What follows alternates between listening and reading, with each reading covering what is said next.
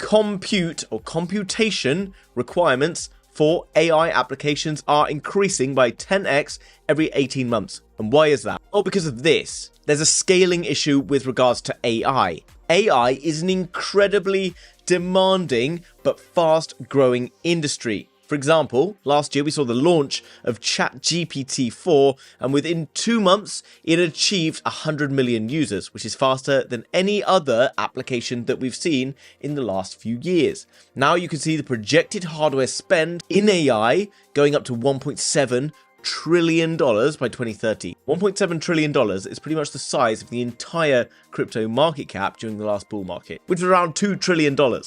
And this could well be just heading into one particular sector. Now, we all know Elon Musk, and he's already pointed out that GPUs used for computation in AI and other things are harder to buy than drugs. And what he's basically saying is the demand is coming in so fast and so hard that GPU production can't keep up.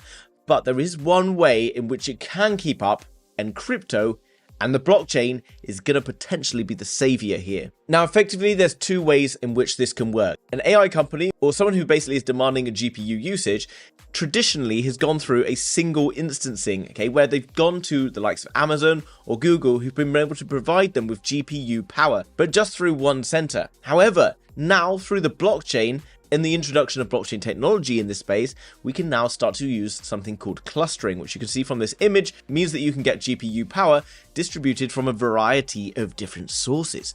This means that it's incredibly efficient, it's much faster, and it's much more reliable, because that connection could cut out and you would still be getting your GPU provided by other providers. So armed with the knowledge that there is a massive growth trajectory in AI, GameFi, and all sorts of other things, I now know that there is a huge demand for GPU computing services where you can basically go to the blockchain and you can gain this GPU usage.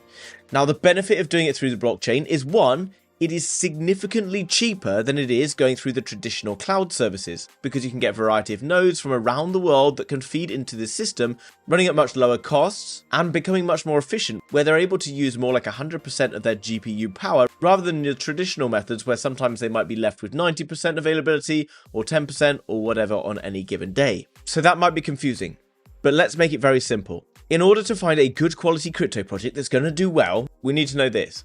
Is it going to solve a very significant issue that's going to continue to scale and grow without a huge amount of competition in the space? Because simply, it comes down to supply and demand. If the demand is going up and the supply is starting to go down, and the supply starts to go down, then people are going to go rushing out to try and find the next solution. And if the competition is lower as well, because it's a newer kind of thing and there's not that many people in the space, then guys, you better believe that if you've invested into the right projects, then you're going to be in a great space.